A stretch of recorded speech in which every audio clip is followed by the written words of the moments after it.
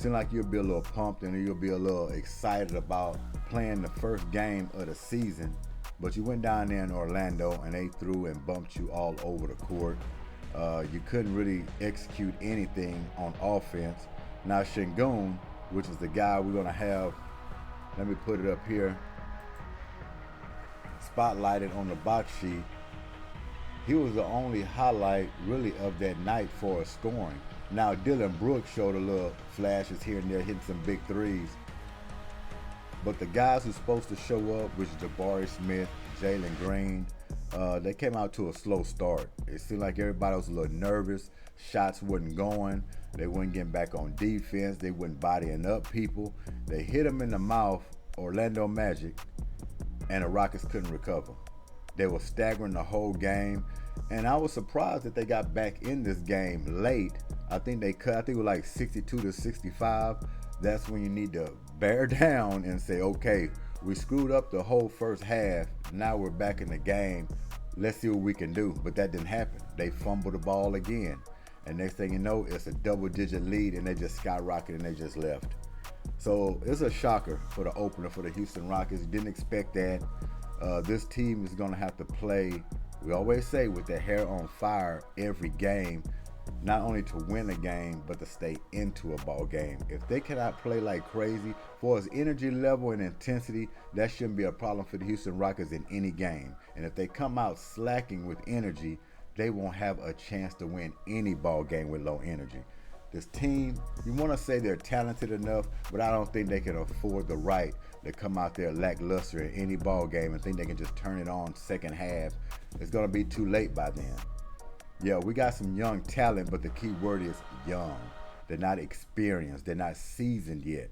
So you can't go out there half-assing and then expect to win a ball game late.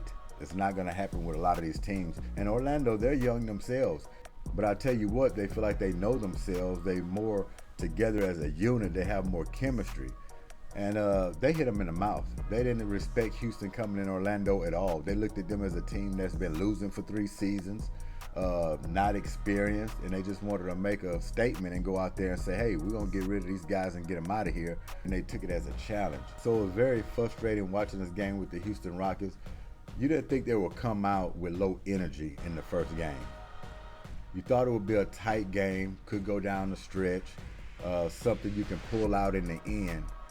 But to be decided so early and then the tease to come back in the game just for them to sprint back off and leave you, wasn't nothing you wanted to see or deal with, if you was a Rockets fan. But like I say, all's not lost. It's a long season. This is only game number 1. There was a lot of jitters going out there Wednesday night, especially from the rookies, trying to get the feel of the game, going too fast, getting the ball knocked out of their hands, things like that. And they just got caught. It's plain and simple. They just got caught on this game 1. Now, it doesn't get easier. It doesn't get easier because tonight they're playing the San Antonio Spurs. The rivalry that we always talked about, San Antonio Spurs. Now, the Spurs, they're going to have to come with it if you're the Rockets. San Antonio Spurs, I'm not going to say they're more seasoned, but they're more together than you are at this point. They got some hell of a ball players over there. Their chemistry is a lot better. They're playing all out every game. The intensity will not be a problem with the San Antonio Spurs. They're going to bring it. Coach Popovich, that's how he coaches. He's not going for nothing less. Energy will be there and execution on offense, and they will have all their assignments down. If you come out there half-stepping, you're going to get blown out again. This team is going to be waiting on you. They lost the other night, and they want to win in their column to open the season up, and the Houston Rockets have to come out with some fire. They got to be all down about their defense assignments. They got to make sure they're hitting their shots, but the main thing, the energy has to be there. And I don't think that we'll have a problem with their energy being up since they just got blown out. And I'm pretty sure Emi Udoka had a long talk with them, not only at halftime of that ball game, but the practice day and letting them know we have to get back to what we was doing. Even though it was preseason, we was playing a lot better ball and we had the energy better than we had on Wednesday night. And you're just going to have to bring it. Because they actually went out there and laid an egg against Orlando. Orlando is a team that you should look on your schedule and you say, this game we got to have and we will get. Orlando is a team that you should have beat. Let's just put it out there. Everybody already know that. There's a lot of teams on the schedule now you're going to look at, and you're going to say, well, we're supposed to lose this one, but we can't surprise. Orlando Magic wasn't one of those teams. They wasn't one of those teams. Because I really believed that we were going to get this opener against Orlando. But you know, you don't cover Orlando enough. You haven't watched them last year. You know they're a young group, but you didn't really watch them play throughout last season and starting this season. You know they had young talent, but these guys came out there like they were bullies, like they were more hungrier, like they want to change their season around. Houston didn't play like that, and that's how they got themselves in a big pickle. The Rockets are way too talented to go out there and lay an egg and lose by 30 points. That's just bad energy. Somebody's playing more physical than you, so you kind of just take the punch and lay back and never recover. No, you got to keep up with the good fight. So it was very disappointing to see everybody, even from the starters, everybody on this team pretty much played below their level. Now, I got Şengün on the spotlight. He's the only one created some offense, some consistent offense. Now, like I say, Dillon Brooks had his moments, and Fred VanVleet, the other veterans, they came through with some big shots and played some defense and got some steals and things like that. But it just wasn't enough to maintain it to stay in the game. So Jabari Smith, he had 7 points. We definitely didn't expect that from him, especially the preseason and the summer league he's had. But like I said, this is only one game. We're not going to go too crazy. There was a deer caught in headlights on this game one, and we're expecting better tonight against San Antonio Spurs. Now, if they can bounce back and beat the San Antonio Spurs, where it's by 1 point, half a point, it erases what happened in Orlando. You can make all this up tonight, going in there and playing your butt off against the San Antonio Spurs and coming out with a win. You want to erase Wednesday night's game? Go in there and beat San Antonio. You ain't got to blow them out, just beat them. Show some effort. And they are capable of beating them. So the attempts is what got me. And that's what lets me know that this team was caught in headlights, because they didn't even put up the attempts. It's like people were shying away from scoring or being aggressive, because nobody on the starting lineup really put up the amount of attempts to even try to catch a rhythm. Even if you're off, put up enough to catch a rhythm. They didn't even do that. 3 for 9 was Jabari Smith. He was 0 for 4 from the three-point line. 5 rebounds. I mean, the stat line is just crazy. Just crazy for Jabari Smith. But like I say, we're not going to hold that too much against him. Opening night, get it out of your system, okay? Y'all got hit in the mouth. Y'all got surprised. Maybe y'all didn't think Orlando was going to come with it like that, but you're in the NBA. You got to think every team is going to bring it. And y'all sure didn't bring it. Dillon Brooks, 14 points, 4 rebounds, 2 assists. He had a steal. He was 4 for 6 for the three-point line. He was 5 for 7 from the field. I mean, great shooting percentage. The only thing about it, he didn't shoot enough. And we don't want Dillon Brooks really going out there just putting up 20, 25 shots or hogging a ball or jacking threes. But in a game like that was on Wednesday night, he had free range. We would have gave him the green light, because we were looking for anything at that point. And he was hitting. He was the only thing had it going at that point. Hey, go ahead. Put him up. And he just didn't shoot enough of it. Şengün, we finally found some offense down low with him, getting him some post play. And you ask me, I don't know why we stopped going to him. Once he started scoring buckets down low, you have to milk that. Especially when you came out the way you did and you can't manufacture offense. This is a guy you needed to keep feeding down low. Force them to double team, then have some kickouts. Maybe we got some threes going, even though we can't shoot threes that well or don't have that many shooters. But hey, you're wide open in the league. They possibly could have knocked them down. But they did need to go to the post a lot more than what they did with Şengün early. He had 14 points. He had 8 rebounds, 6 assists. He kind of had an all-around game. But like I said, man, it was just low volume for everybody. If they gave you a little taste, it got taken away without shooting more or not being aggressive on defense, making more things happen than being a one-trick pony, so to speak. So Fred VanVleet, 14 points. I mean, a lot of 14s here. I mean, 14 from VanVleet, 14 for Şengün, 14 from Brooks.